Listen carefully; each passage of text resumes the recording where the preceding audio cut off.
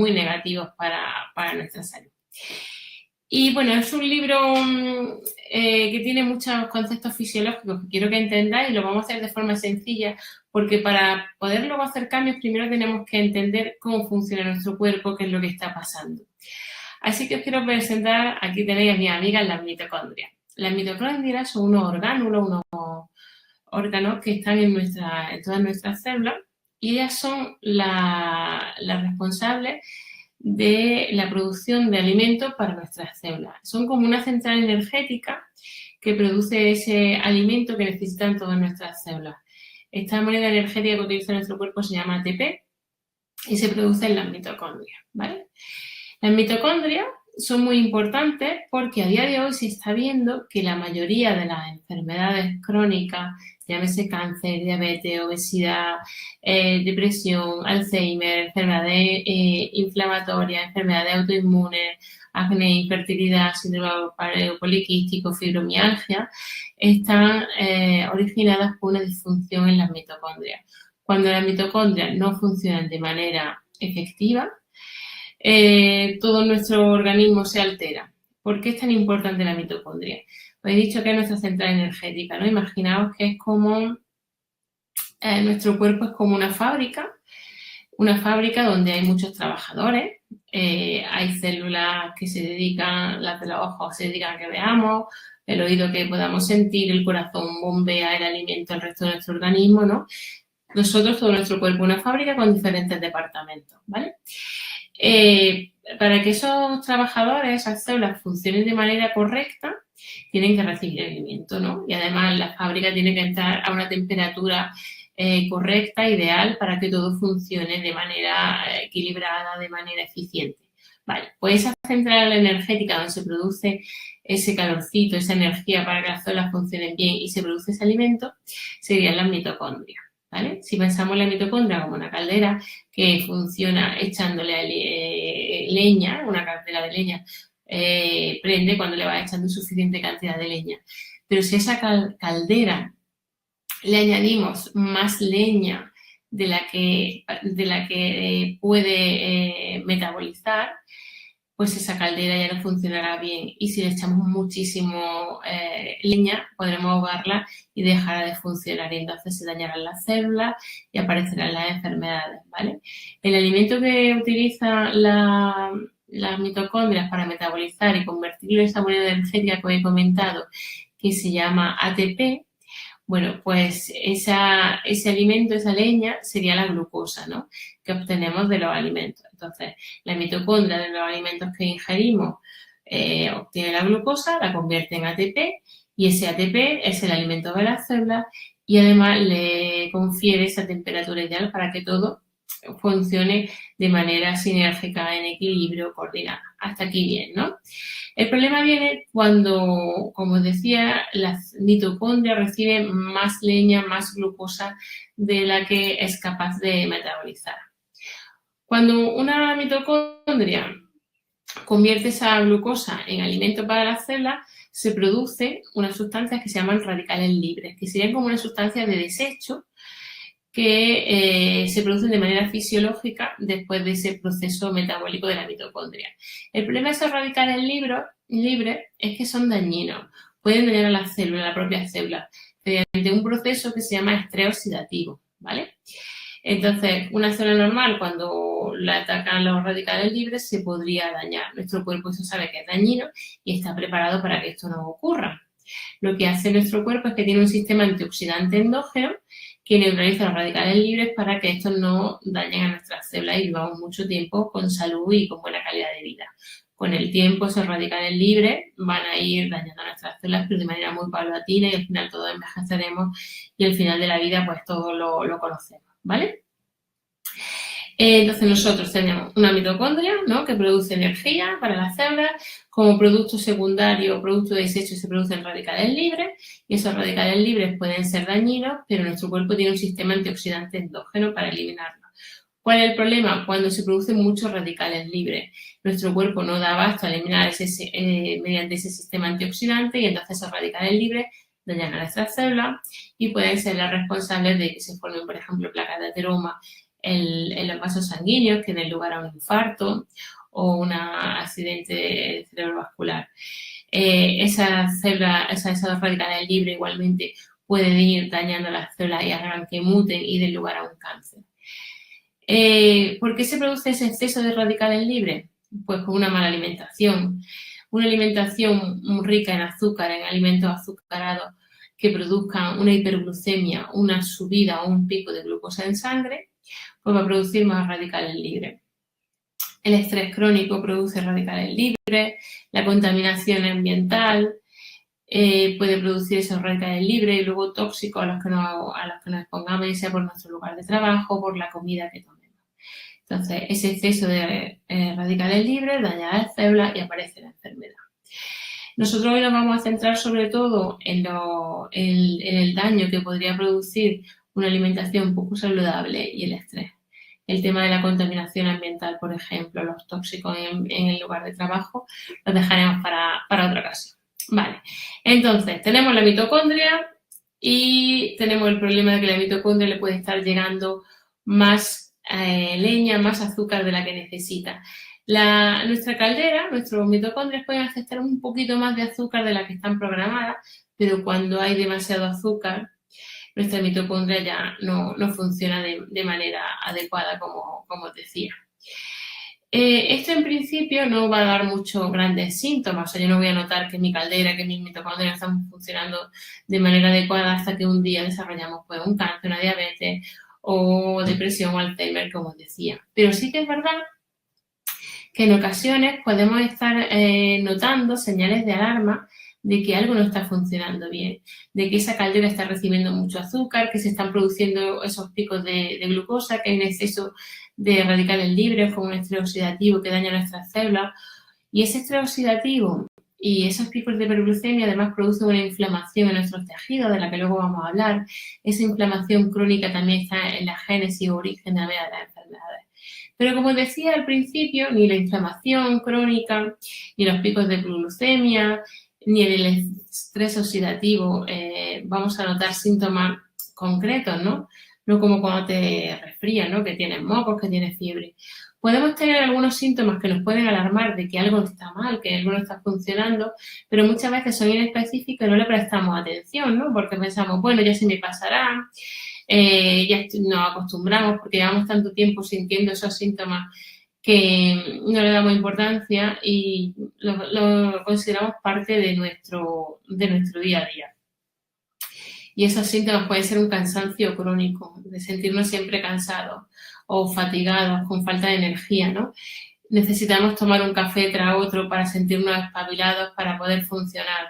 Puede ser que estemos como muy somnolientos, sobre todo después de las comidas, que notemos mucha somnolencia o por el contrario, estemos muy excitados y nos cueste dormir de manera habitual. También podemos notar irritabilidad, sobre todo después de las comidas, sentirnos de repente muy irascibles, muy irritados, tener hambre a toda hora o incluso antojos por los dulces y tener que atracar la nevera sí o sí. Supongo que alguna vez habéis notado ese antojo de que necesito comer algo dulce sí o sí, o un hambre continuo, o lo que llamamos la irritambre. Tengo hambre, pero es que es un hambre además que me irrita, que hace que tenga mal carácter. Esos síntomas pueden estar detrás de una disfunción en las mitocondrias, de unos picos de azúcar que no somos capaces de reconocer porque no dan otros síntomas y pueden estar siendo esos asesinos silenciosos. Esos síntomas pueden estar escondiendo un problema grave que a la larga deriven en enfermedades que pueden acabar con nuestra vida. Así que, si tenéis este problema, si habéis notado alguno de estos síntomas, creo que este libro está hecho para vosotros, porque os voy a desvelar por qué os está pasando eso y cuál sería la posible solución. A mí esto me pasaba, yo antes del cáncer notaba que algo no funcionaba bien. Tenía mucho sueño, cuando llegaba de trabajar quería solo dormir, a veces prefería dormir a comer. Me enfadaba por nada, estaba muy irritada, necesitaba tomar café continuamente, me costaba pensar, tenía como aturdimiento mental. Había días que estaba súper triste y no entendía por qué, no había una causa aparente. Luego entendí lo que me estaba pasando. Estaba teniendo probablemente picos de glucemia continuos durante varios años hasta que dio la cara a ese cáncer de ovario metastásico me diagnosticaron hace 13 años. Bueno, pues os voy a contar, vamos a seguir, ya sabéis, conocemos las mitocondrias, os voy a contar qué son los picos de glucosa y cómo funciona un poco nuestro organismo. Mirad, hay una hormona que es fundamental para el funcionamiento de la vida, que se llama insulina. La insulina es una hormona que se produce en nuestro páncreas y funciona como una llave, como un interruptor que hace que la glucosa, el azúcar, penetre dentro de las células, ¿vale? Nuestro cuerpo sabe que una elevación del azúcar o la glucemia en sangre es nefasto para la salud y, como os decía, a largo plazo es que los picos de glucemia no solo conducen a una resistencia a la insulina o a una diabetes, sino que al final pueden acabar con la vida de la persona porque te da un infarto, porque una muerte prematura. Y esa insulina la produce el cuerpo para evitar esas subidas de azúcar en sangre. Entonces, la insulina lo que hace es reducir la cantidad de azúcar que hay en la sangre, lo que hace es abrir una llave en la célula para que penetre el azúcar en ella, ¿vale? Y así reducir el pico de glucemia. Esto, pues, está genial, pero tiene un problema. Cuando el páncreas lo obligamos a trabajar, a sobreesforzarse, llega un momento que esa insulina alta, tan alta, durante tanto tiempo, las células se hacen insensibles a ella y ya la llave no abre. Llega un momento que la célula ya pasa de la insulina y entonces no se traga el azúcar que le estamos dando en exceso y entonces ahí aparece la diabetes o la resistencia a la insulina en un primer lugar, ¿vale? Como decía, el problema de hiperglucemia es que es un asesino silencioso que no da síntomas claros hasta que no llega un momento en el que podemos desarrollar una enfermedad grave. Además, esta hormona, la insulina, es una hormona inflamatoria. ¿Qué significa eso? Que es una hormona que favorece la inflamación en los tejidos, que lo irrita. Y ya veremos que esa inflamación nos hace propensos a la mayoría de las enfermedades que conocemos a día de hoy. 1 de cada 6 cánceres se relaciona con una inflamación crónica. Por tanto, cuanto más picos de insulina y de glucosa haya, más riesgo de padecer cáncer. De hecho, las personas diabéticas tienen el doble de cáncer que una persona no diabética, ¿vale? Entonces, el páncreas produce insulina cuando hay un pico de azúcar, porque nosotros ya hemos comido algo azucarado, algún alimento que me haya hecho subir el pico de glucemia. Es normal que después de una comida suba un poco la glucemia en sangre, el azúcar en sangre y que el páncreas tenga que trabajar un poquito. Eso entra dentro de lo normal. El problema viene cuando la comida que yo tomo me produce un pico muy alto. Se considera normal que el azúcar en sangre suba hasta 140 miligramos por decilitro tras una comida. 140 es lo que consideran las asociaciones médicas como normal. Según los últimos estudios parece que lo ideal sería que fuera 130, es decir, que tras una comida en mi nivel de azúcar en sangre no fueran más de 130. Esto se puede detectar de dos maneras, mediante un pinchacito en el dedo, una gotita de sangre y con un glucómetro yo me lo puedo medir, o con los aparatos que después os enseñaré que miden los niveles de glucemia en sangre las 24 horas del día, ¿vale? Porque si no, no producen síntomas salvo lo que antes hablábamos, esos síntomas inespecíficos. Entonces, el problema viene cuando yo continuamente estoy haciendo picos de glucemia. Aquí en la diapositiva podéis ver, ¿no?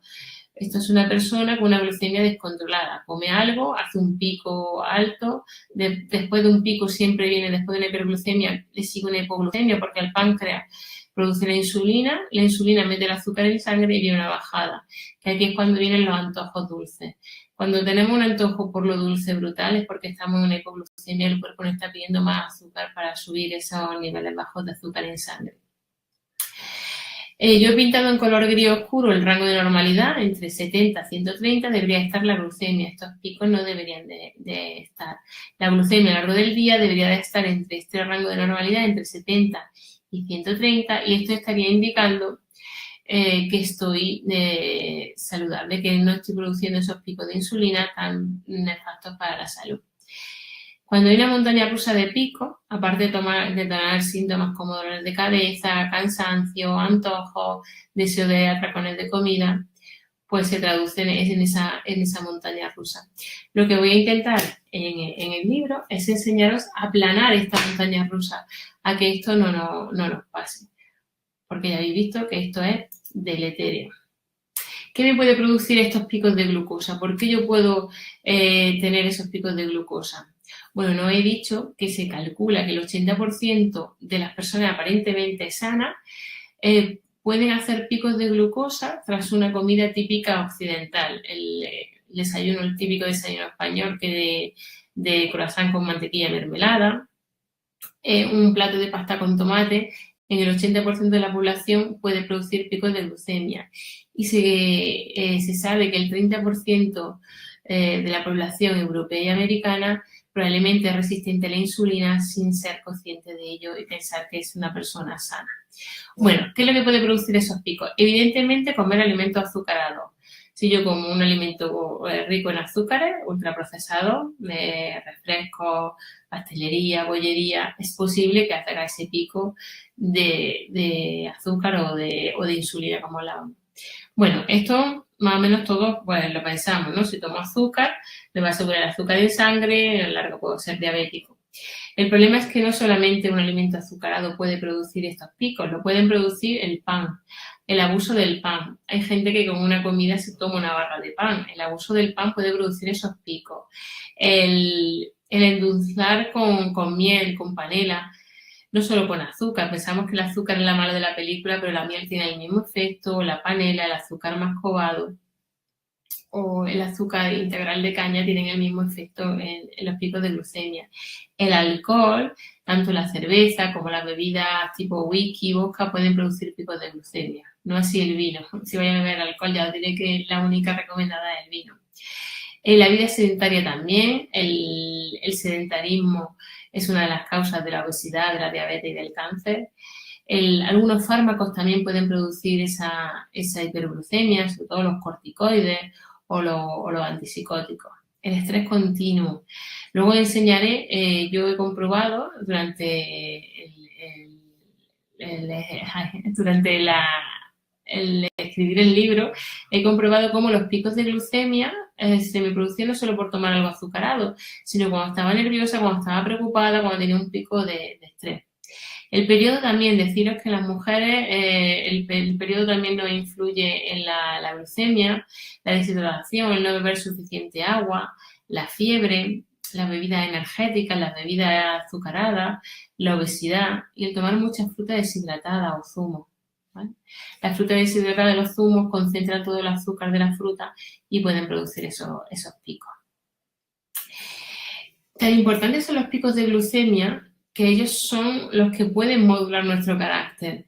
Hay veces podemos notar síntomas, o sea, emociones que no entendemos por qué nos está pasando algo y pueden ser los picos de glucemia los que sean los responsables de estos síntomas.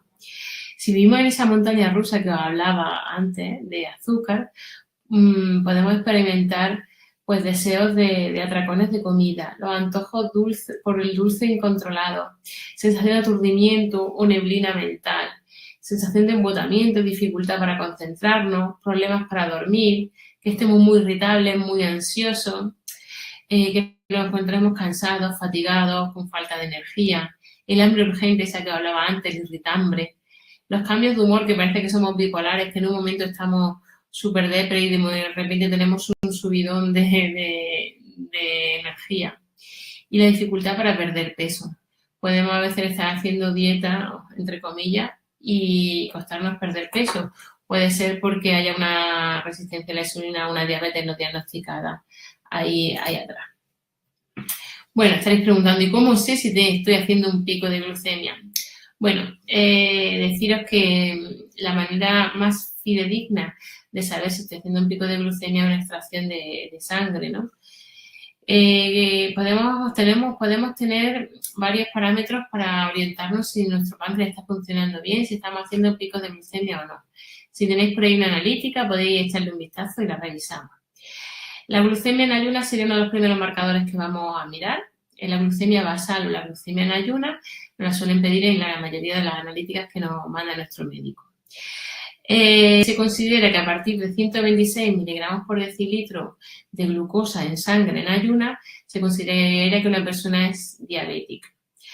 126 sería ya persona diabética. Se supone que si estamos entre 100 y 110 podemos considerarlo todavía normal, entre 110 y 126 sería una resistencia a la insulina.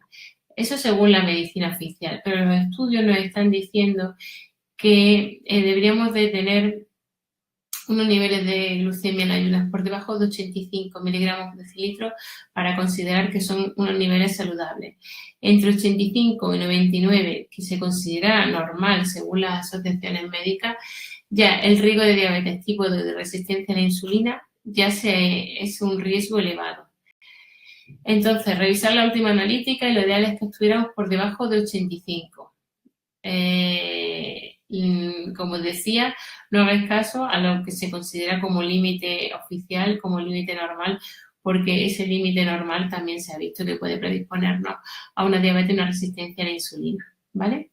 También podemos medir la insulina en ayunas. Nos puede dar una idea de cómo está en ese momento la insulina. Lo normal sería que estuviera entre 1,9 y 23 microunidades internacionales por mililitro. Si conocemos los niveles de glucosa en ayunas y los niveles de insulina, podemos calcular el índice OMA. Lo ideal sería que el índice OMA sea inferior a 1,96, aunque se considera normal un valor inferior a 3. Pero para hablar de que estamos saludables, de que no tenemos ningún problema con el metabolismo de la glucosa, el valor ideal es inferior a 1,96. La próxima vez que vayan a hacer una analítica, pedirle a vuestro médico que no solo os pida la glucosa en ayunas, sino que también os mida el índice OMA. Y con esto sabréis cuál es vuestro riesgo real de insuficiencia o resistencia a la insulina o posible riesgo de diabetes tipo 2. La diabetes que estamos hablando aquí en este webinar es la diabetes del adulto, ¿vale? Es la tipo 2. La diabetes tipo 1 no tiene nada que ver con la diabetes del adulto, así que hablamos de diabetes tipo 2. Quería enseñar. Aquí tenéis que esta no la he traído. Aquí tenéis los valores normales, son inferiores a 100, como os decía, se consideran valores normales. Una prediabetes o resistencia a la insulina entre 100 y 126 y una diabetes cuando es superior a 126. Pero aunque se considere normal 100, lo ideal es que estuviese por debajo de 85, ¿vale? Y bueno, luego hay otro valor que se mide, pero eso solo se le suele pedir a los diabéticos, que es la hemoglobina glicosilada, ¿vale? En sangre. Y luego la forma más fidedigna de saber cómo están los niveles de azúcar en sangre en un momento concreto es mediante el glucómetro o los glucómetros de monitorización continua, que os lo voy a enseñar para que lo veáis. Es este que tenemos aquí. Tiene un sensor que durante 24 horas me está midiendo los niveles de azúcar en sangre. Entonces yo puedo saber antes de una comida cómo tengo el azúcar, cómo lo tengo después de haber hecho una comida. Y esto ha sido un gran avance para los diabéticos, porque ya tienes que estar pinchados en el dedo, sino que llevan su sensor en una aplicación en el móvil, pueden saber cómo están los niveles de glucosa las 24 horas del día. Actualmente en España esto solamente está financiado para personas con diabetes tipo 1, que os decía que tiene características diferentes a la diabetes tipo 2, y en diabéticos tipo 2 en los insulinoresistentes, es decir, en los que están en tratamiento con insulina. Voy a ver si os puedo mostrar cómo funciona. Bueno, mirad, acabo de pasar el sensor y me sale en rojo porque ahora mismo tengo los niveles de insulina un poco bajitos. Hoy estoy haciendo ayuno y por eso están bajitos. Yo puedo configurar la aplicación, a ver si se ve aquí, para el rango que yo quiero. Yo lo tengo configurado para que esté entre 70 y 130, ¿vale? Bueno, os decía que vamos a hablar de pico de glucemia, vamos a hablar también de inflamación. Cuando hay una inflamación crónica de nuestros tejidos, nuestras células se irritan, hay más riesgo de envejecimiento prematuro y de la aparición de enfermedades. Y como decía antes, la mayoría de las enfermedades crónicas están relacionadas con la inflamación crónica en los tejidos. Aquí podéis ver desde enfermedad de Alzheimer, esclerosis múltiple, Parkinson, tiroiditis, alergia, asma, enfermedad pulmonar, cáncer que os comentaba antes, enfermedad crónica intestinal, en el tema de la piel, el acné es una enfermedad inflamatoria, los eczemas, la psoriasis. Luego los trastornos del sistema inmunitario, los trastornos autoinmunes, enfermedades autoinmunes como el lupus, por ejemplo. La enfermedad cardíaca o enfermedad cardiovascular, la enfermedad inflamatoria intestinal, algunos tipos de artritis como la artritis reumatoide o la artritis psoriásica tienen que ver con esa inflamación crónica. Y hay una conexión entre la inflamación crónica y los picos de glucemia. Hay alimentos que son proinflamatorios, que van a estimular esa inflamación. Luego veremos que los alimentos que favorecen la inflamación son muy parecidos a los alimentos que producen los picos de glucemia, aunque hay algunos matices. Hay alimentos proinflamatorios que hacen que nos inflamemos a nivel tisular y hay alimentos antiinflamatorios. Los alimentos inflamatorios son aquellos alimentos ricos en grasas trans y en omega 6, que serían los aceites vegetales refinados, las carnes muy grasas, todos los alimentos azucarados, refrescos, pastelería, bollería, dulces, el pan blanco, las harinas refinadas, los colorantes artificiales, aquí os menciono algunos como el 102, el 250. Los edulcorantes artificiales, que es verdad que en un primer momento no producen picos de glucemia, todos los alimentos que vienen como 0% azúcar, pero aunque no produzcan picos de glucemia sí que producen inflamación. Entonces igual de malo es un refresco con azúcar que un refresco sin azúcar. Serían edulcorantes como el aspartamo, la sucralosa o el ciclamato, que es la sacarina. Las carnes rojas, los embutidos, las carnes procesadas igualmente son inflamatorios. Luego tenemos los alimentos antiinflamatorios por otro lado. Tendríamos los omega 3 que están en las semillas de lino, en las semillas de chía, el pescado azul, los alimentos ricos en grasa omega 9 como el aguacate, las aceitunas o el aceite de oliva virgen extra, los alimentos con efecto probiótico como puede ser el kéfir, el yogur, la kombucha, la soja, la salsa de soja, el tempe, los alimentos inmunomoduladores como la seta. Todas las especias, las aromáticas, son antiinflamatorias, en especial la guindilla, el chile, la cúrcuma o el jengibre. Y los alimentos ricos en vitamina C son muy antiinflamatorios. Entonces, alimentos inflamatorios los eliminamos, apostamos por los antiinflamatorios y luego apostamos por los alimentos que nos ayudan a reducir la glucemia. Para eso deberemos de elegir alimentos con baja carga y bajo índice glucémico. ¿Qué significa eso? Hay alimentos que cuando los ingiero pueden producir un gran pico de glucemia, esos son los alimentos de alta carga glucémica, y por otro lado hay alimentos de baja carga glucémica, son alimentos que mantienen plana la curva de glucemia. Por lo que yo voy a apostar por los alimentos de baja carga glucémica y voy a intentar eliminar los de alta carga glucémica. En el libro tenéis una clasificación muy amplia de la mayoría de los alimentos que solemos consumir para que sepáis si son de alta o baja carga glucémica, es decir, si producen o no producen ese pico de glucemia. Aquí os he resumido algunos, como podéis ver.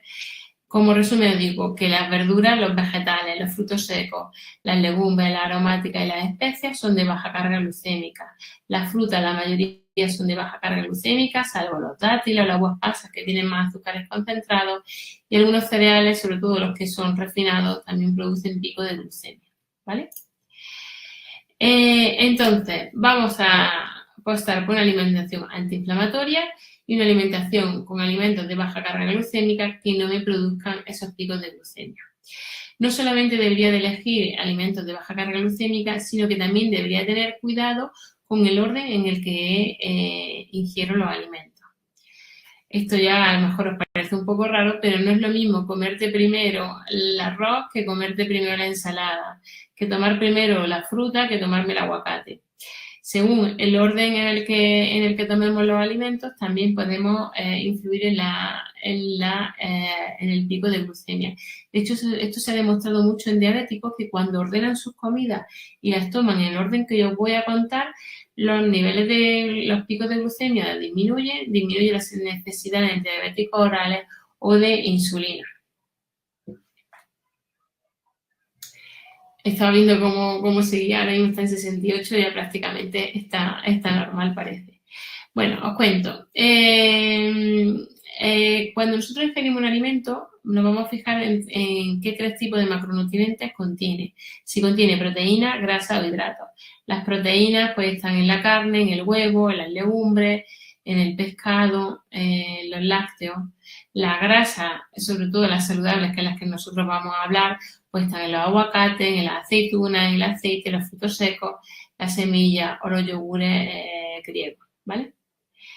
Y después tenemos los hidratos de carbono, que hay de dos tipos. Hidratos de carbono de absorción rápida, que son los azúcares, que es el azúcar que yo le pongo directamente a un alimento, le pongo a la industria, pero también los azúcares de la fruta, el azúcar de la leche, también serían esos azúcares de absorción rápida. Y por otro lado están los azúcares de absorción lenta, que están presentes en los almidones, como puede ser el boniato, el arroz integral, en la pasta integral o la quinoa. Entonces, los azúcares de absorción rápida, el azúcar, la harina refinada, la pasta refinada, el azúcar, o sea, la fruta deshidratada, y por el otro lado los azúcares de absorción lenta, que serían los cereales integrales y el boniato o la quinoa. Entonces, ¿en qué orden voy a tomarlo? Pues mira, primero debemos de tomar siempre la fibra. Una muy buena costumbre mediterránea. Empezar con una ensalada, un gazpacho, unas rodajas de pepino, una zanahoria, algo crudo, algo vegetal como primer plato. ¿Por qué? Pues porque este primer plato rico en vegetales va a tener fibra. Y la fibra es como una malla que impide la absorción de los azúcares. Ralentiza la absorción de los hidratos de carbono de absorción rápida que podamos tomar el resto de la comida y minimiza ese pico de glucemia. Entonces, primero me tomo algo vegetal, no tiene que ser una gran ensalada, un poquito de ensalada, una zanahoria, el pepino, apio, una alcachofa, y después tomo la proteína y la grasa. La proteína y la grasa, pues presente, por ejemplo, desde los aguacates, la aceituna, la carne, la legumbre, el huevo, el tofu que me vaya a tomar. Y por último, tomaría el almidón. Está aquí cambiado el orden, la diapositiva que he puesto. Después el tercero sería los almidones, que sería la patata, el arroz, el cereal integral. Y por último, los azúcares, que sería la fruta. O si me voy a tomar un día una tarta, lo último que me tomaría sería esa tarta. Hay otros trucos para disminuir esos picos de glucemia, ¿vale? Esto que os estoy contando, que he visto que me estáis preguntando, no solamente sirve para personas diabéticas, que me habéis preguntado, sirve para todos nosotros. Como decía, no solo los diabéticos se tienen que preocupar por los picos de insulina, es que todos podemos estar haciendo picos de azúcar, picos de insulina sin ser conscientes de ellos. Entonces, siguiendo este orden, voy a minimizar el pico de glucemia, pero además, si tengo la costumbre de añadir 1 o 2 cucharadas de vinagre disuelto en agua o aliñando mi ensalada, esto voy a hacer que se aplanen los picos de glucemia. Parece algo mágico, pero el vinagre, ya sea de manzana o vinagre de vino o vinagre de arroz, el ácido cítrico que contiene aplana la curva de glucosa. La única precaución que hay que tomar con el agua con vinagre es tomarlo en pajita para que no se le erosione el esmalte y que no sea vinagre de estos balsámicos con caramelo o con azúcar.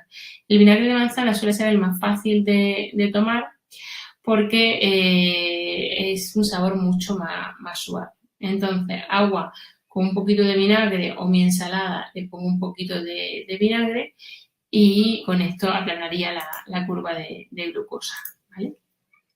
Sé que esto algunas veces puede ser difícil de hacer, ¿no? O sea, ¿cómo me voy a tomar primero solo la lechuga, después me voy a tomar el aguacate, después... Esto solamente es cuando se puede hacer. La mayoría de los platos que me preparo ya están mezclados. Todos los ingredientes. En este caso, cuando todo está mezclado, lo que es muy importante es que añada suficiente grasa y proteína en mi plato. Por ejemplo, si voy a tomar hoy macarrones con tomate, el macarrón, si además es blanco y es salsa de tomate, sobre todo la comercial que tiene azúcar, me va a producir un pico de glucosa brutal. Tú te tomas un plato de macarrones con tomate y durante un rato te sentirás saciado, pero al rato te va a entrar un hambre brutal, porque yo me voy a tomar mis macarrones con tomate, voy a producir mi pico de insulina, el páncreas va a producir la insulina o sea, me voy a hacer un pico de glucosa, el páncreas va a producir la insulina, me va a bajar la glucemia, tanto que me va a dar mucha hambre y voy a tener un deseo irrefrenable por volver a comer. ¿Que voy a comer mis macarrones con tomate? ¿Qué haría? Pues que son macarrones con tomate que hay que añadirle proteína, hay que añadirle grasa. Le podemos poner soja texturizada, le podría poner caballa, por ejemplo, le podría poner huevo. Y antes me podría tomar algo de ensalada, puede ser lechuga, puede ser pepino, o una ensalada con frutos secos y aguacate que también tendría ahí la grasa, ¿vale? No os preocupéis si esto no lo podéis hacer, no hay que hacer una deconstrucción del plato y primero voy buscando en mi plato donde he puesto los guisantes, después me voy a comer la proteína, después la grasa, sino que no pasa nada si todo está mezclado, pero siempre aseguraros que hay suficiente proteína y grasa en vuestro plato, ¿vale? Os voy a poner algunos ejemplos de los que yo he ido viviendo mientras llevaba el glucómetro puesto en el brazo, ¿vale? Mira, veía que la glucemia se controlaba cuando cumplía estos parámetros que os he dicho.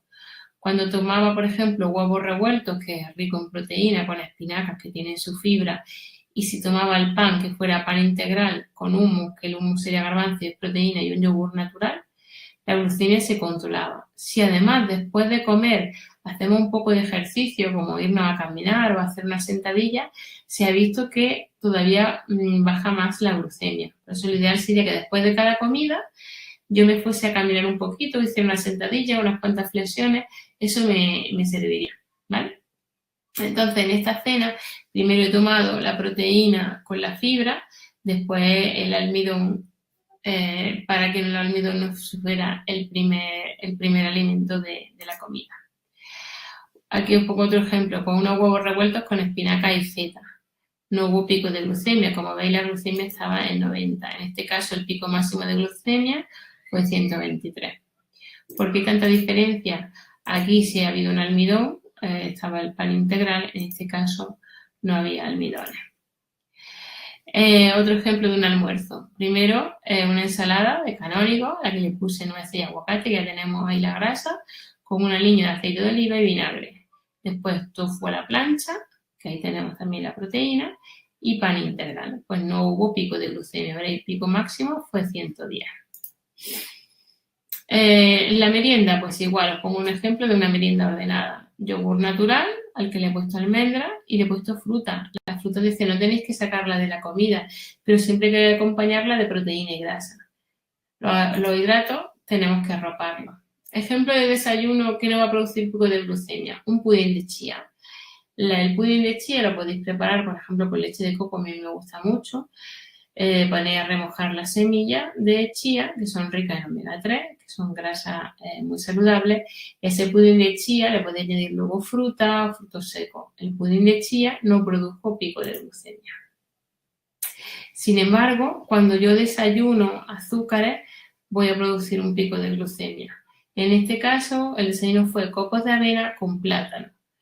Me produjo un pico de 161. Me estáis preguntando, pero si los copos de avena siempre estamos diciendo que son saludables. Sí, la avena es saludable, es hidratos de carbono de absorción lenta, pero para que no se produzca pico tenemos que acompañarla de grasa y proteína. Y en este caso lo acompañé solo de plátano, que también es azúcar, hubo pico. ¿Qué haría yo para que la avena fuese saludable? Pues que lo que haría es acompañarla de frutos secos, de semillas, en vez de plátano quizá le pondría frutos rojos. Y otro truco para convertir el almidón de la avena sería que la cuezo un poco y después la dejo enfriar y la guardo en la nevera. Al enfriarla en la nevera se forma el almidón resistente y ese almidón resistente evita el pico de glucemia. Una tostada de aguacate con pan integral de masa madre no produce pico de glucemia. Le pondré también su aceitito de oliva para que haya más grasa. La fruta, como decía, no hay que eliminarla, pero hay que saber acompañarla, porque mira, aquí me tomé un plátano solo, sin nada, un plátano desnudo, y hubo pico. Sin embargo, cuando me tomé el plátano y lo arropé por frutos secos, primero un puñadito de frutos secos crudos y después el plátano, no hubo pico de glucemia, ¿vale? Así que es que no hay que descartar la fruta, no hay que hacer una dieta keto, pero sí que hay que regularla, acompañándola a la fruta de sus frutos secos, de su grasas o proteínas, frutos secos, yogur natural, por ejemplo. Y como comentaba antes, también el estrés produce picos de glucemia. Os he puesto aquí un ejemplo de un día, pues que me enfadé por no recuerdo por qué motivo fue, pero mira, después de ese enfado hubo un pico de glucemia, es decir, las emociones influyen y mucho más de lo que pensamos en la glucemia. Entonces, como alimento, yo creo que la alimentación ya lo sabemos, no vamos a apostar por una alimentación basada en plantas o alimentos de baja carga glucémica, que son las frutas, la verdura, los frutos secos, las semillas, las legumbres, y luego también tienen baja carga glucémica el pescado, el huevo y la carne. Aunque, como ya sabéis de otros libros, la carne siempre vamos a evitar carne roja, carnes procesadas. Si vamos a tomar carne, mejor la carne blanca, el pollo y el pavo, ¿vale? Luego, alimentos siempre cocinados en casa, mejor a fuego lento porque tienen menor carga glucémica. Si voy a comer macarrones, siempre mejor al dente que muy cocido, ¿vale? Y en este orden que hemos dicho, primero la fibra, proteína, grasa, almidón y fruta al final, azúcares al final. Pero no solamente producen picos de glucemia, como hemos hablado, los alimentos y el orden que me los tome, sino que también el estrés nos mata. Este ritmo de vida tan loco que llevamos hace que podamos hacer picos de glucemia y esos picos de glucemia además se traducen en inflamación, en estrés oxidativo, como os contaba. Para regular el estrés, lo mejor es aprender a meditar, la relajación muscular progresiva, buscar técnicas que nos ayuden a descargar todo ese malestar interno. Tomarnos tiempo para nosotros, dedicarnos tiempo a mimarnos, a querernos, un masaje, un paseo. Y luego el ejercicio físico, también se está viendo que cuando el ejercicio físico es moderado, es decir, que hace que nuestro corazón se aligere sin ser extenuante, practicado durante 50 minutos, se ha visto que eso es lo que más aplana la curva de glucemia. El cardio hace que no produce picos de glucemia, pero no tiene un efecto a largo plazo sobre esa resistencia a la insulina, sobre esa insulinemia. Sin embargo, el ejercicio de alta intensidad o el entrenamiento de fuerza, sin llegar a ser extenuante, es decir, que sea exigente pero no extenuante, durante 50 minutos nos ayuda a regular la glucemia a largo plazo y a reducir la inflamación crónica. Ahí. Entonces, súper importante movernos con regularidad, hacer ejercicio físico. Mira, el chico comprobando la glucemia ahora mismo está en 78. Comí un poquito justo antes de empezar la charla, entonces debía estar en hipoglucemia en ese momento por el ayuno y ya está subiendo. Veremos al final de la charla cómo va. Te decía que importante es movernos y hacer ejercicio físico, entrenamiento de fuerza. Y aprovecho aquí para hablaros de la Fundación Guapo, para los que no lo conozcáis. La Fundación Guapo es una unidad de atención al paciente oncológico, donde los atletas con cáncer, las personas con cáncer, reciben un tratamiento integrativo en cuanto a ejercicio físico, entrenan ejercicio físico de manera personalizada, reciben asesoramiento nutricional basado en todo lo que os estoy contando y apoyo psicológico y sobre todo conviven en tribu su cáncer, es decir, lo comparten con otras personas que están en su misma situación y los beneficios que se obtienen son increíbles. Esta fundación está presente en Granada, en Málaga y en Madrid de momento, esperemos que pronto esté en toda España y me parece tan increíble lo que hacen que yo colaboro con ellos desde hace tiempo y parte de los beneficios derivados de la venta de este libro van a ser donados a esta asociación. O sea, que todos los que os hagáis con el libro, que lo compréis, que sepáis que vuestro dinero tiene un fin también solidario. Bueno, pues para terminar un poco, como un resumen de la charla, os propongo 20 hábitos que nos salvarán la vida. 20 hábitos que ayudarán a funcionar bien a nuestras mitocondrias, que nos ayudarán en la prevención y en el tratamiento de la enfermedad.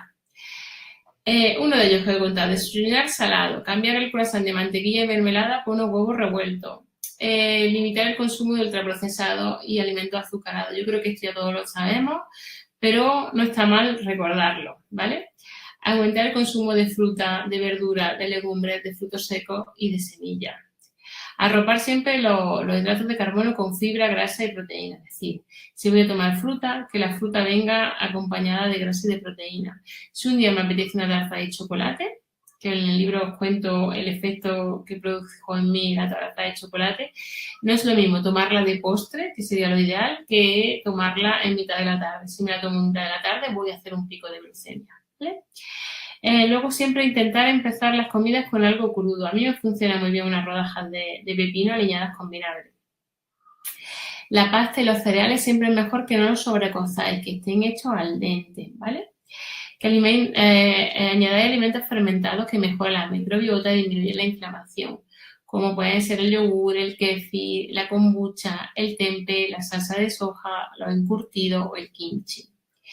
Que comemos menos carne, sobre todo embutidos, carnes procesadas como salchichas, nuggets, hamburguesas. Que intentemos caminar siempre después de las comidas más copiosas, sobre todo las comidas que tienen mucho hidrato. Intentar instaurar la costumbre de tomar una cucharada de vinagre con agua antes de comer o aliñar con la ensalada con vinagre. Tenemos que intentar hacer ejercicio a diario, 45 o 50 minutos, priorizando el entrenamiento de fuerza. No fumar es súper importante. Yo creo que esto ya todos lo sabemos, que el tabaco mata, pero aún así hay gente que sigue fumando o se pasan al vapor. El vapor es igual de malo que el tabaco. Debemos de buscar la exposición al sol todos los días. El sol es fundamental para la vida y para nosotros.